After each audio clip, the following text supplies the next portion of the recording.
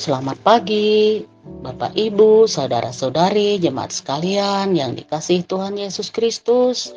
Kembali dalam layanan podcast Kabar Bahalap, Gereja Kalimantan Evangelis, Majelis Jemaat Pelangka 1. Hari ini, Minggu, tanggal 4 Februari tahun 2024, bersama saya, Penatua Handrianiati Esilai dari lingkungan pelayanan 2.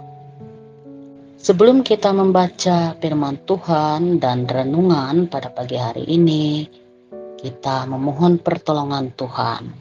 Mari kita berdoa. Ya Tuhan Allah, saat ini kami mengucap syukur atas kebaikan Tuhan, atas karunia dan penyertaan Tuhan yang selalu Tuhan nyatakan ke dalam kehidupan kami tiap-tiap hari. Kami mengucap syukur karena kami boleh bangun dari tidur kami sepanjang malam ini dengan kekuatan yang baru yang berasal dari Tuhan. Ya Tuhan, saat ini kami ingin membaca firman-Mu dan renungan. Kami mohon Tuhan sertai, Tuhan buka hati dan pikiran kami. Tuhan jauhkan segala kuasa jahat dalam bentuk apapun yang ingin menghalangi. Jauhkan pikiran yang tidak menentu yang sia-sia. Namun biarlah Tuhan fokuskan seluruh hati dan kehidupan kami agar selalu tertuju kepada rencana dan kehendak-Mu. Ajar kami ya Tuhan agar kami selalu melakukan kehendak dan rencana-Mu di dalam hidup kami. Kami juga mohon ampun segala dosa dan salah kami. Dalam nama Allah Bapa, Anak dan Roh Kudus, kami berdoa dan mengucap syukur. Amin. Pembacaan firman Tuhan pada pagi hari ini diambil dari kitab Perjanjian Baru, yaitu 1 Korintus 9 ayat 16 sampai ayat yang ke-27. Akan saya bacakan demikian. Dengan perikop hak dan kewajiban rasul. Karena jika aku memberitakan Injil, aku tidak mempunyai alasan untuk memegahkan diri. Sebab itu adalah keharusan bagiku. Celakalah aku jika aku tidak memberitakan Injil. Kalau andai kata aku melakukannya menurut kehendakku sendiri, memang aku berhak menerima upah.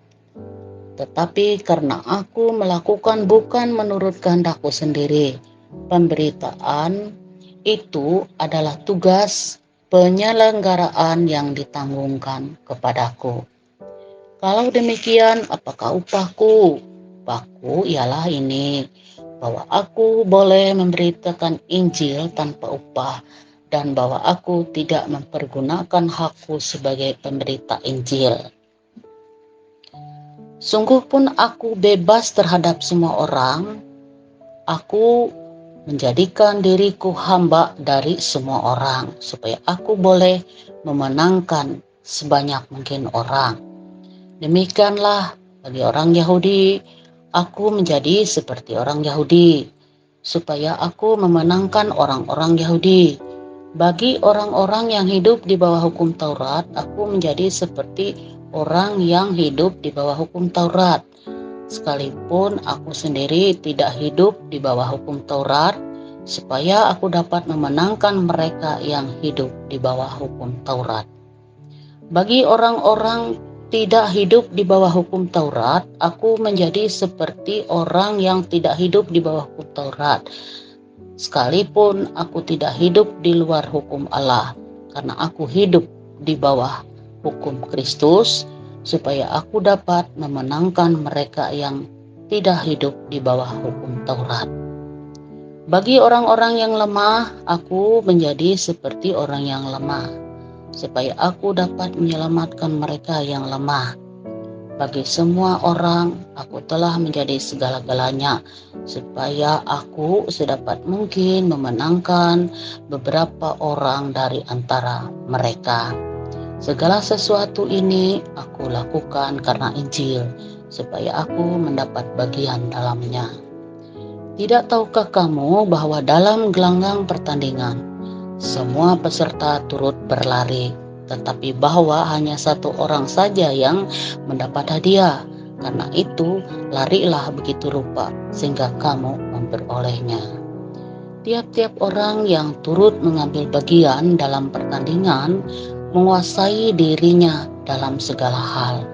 Mereka berbuat demikian untuk memperoleh suatu mahkota yang fana, tetapi kita untuk memperoleh suatu mahkota yang abadi.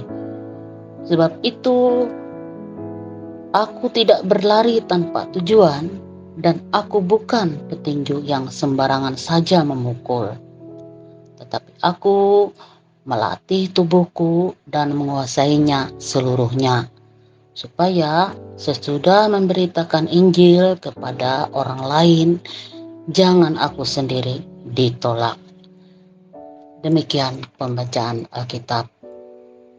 Yang berbahagia adalah mereka yang mau mendengarkan firman Tuhan dan memeliharanya di dalam hidupnya tiap-tiap hari.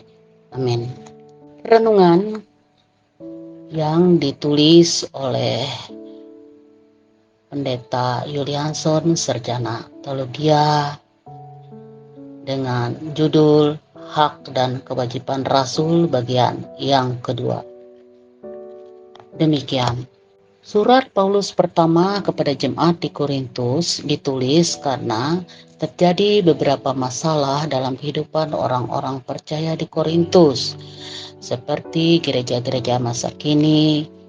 Umat Tuhan pada abad pertama ini memiliki masalah dan kekurangannya sendiri. Paulus menghadapi berbagai masalah ini secara langsung dalam upaya untuk membuat orang Kristen menjadi saksi yang lebih efektif bagi Allah. Jemaat di Korintus merupakan buah atau hasil pemberitaan Paulus sendiri. Paulus telah menghabiskan waktu sekitar 18 bulan di kota Korintus atau sekitar tahun 50 sampai 52. Selama waktu ini ia mengumpulkan sebuah umat percaya yang besar. Pada akhirnya Paulus pergi meninggalkan jemaat Korintus untuk melayani ke tempat yang lain dan meninggalkan jemaat Korintus ini di bawah pengaturan para tua-tua. Sekitar 5 tahun kemudian, ia mendengar kesulitan-kesulitan orang-orang percaya di Korintus. Paulus menulis surat 1 Korintus sekitar tahun 57 untuk mengatasi masalah-masalah tersebut. Adapun orang-orang percaya di Korintus berasal dari latar belakang penyembah berhala. Orang-orang Kristen di Korintus berjuang untuk meninggalkan masa lalu mereka dan bertekad hidup secara total mengikuti standar etika Kristen. Mereka juga mempunyai pertanyaan-pertanyaan atau kesalahpahaman tentang beberapa doktrin iman, termasuk pernikahan, perjamuan kudus, karunia-karunia rohani, dan kehidupan setelah kematian.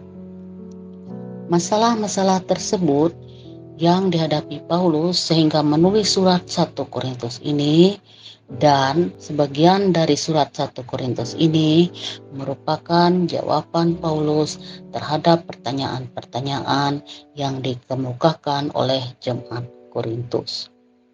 Dalam 1 Korintus 9 ayat 16 sampai 27, Paulus memberi kesaksian tentang motivasinya dalam melayani.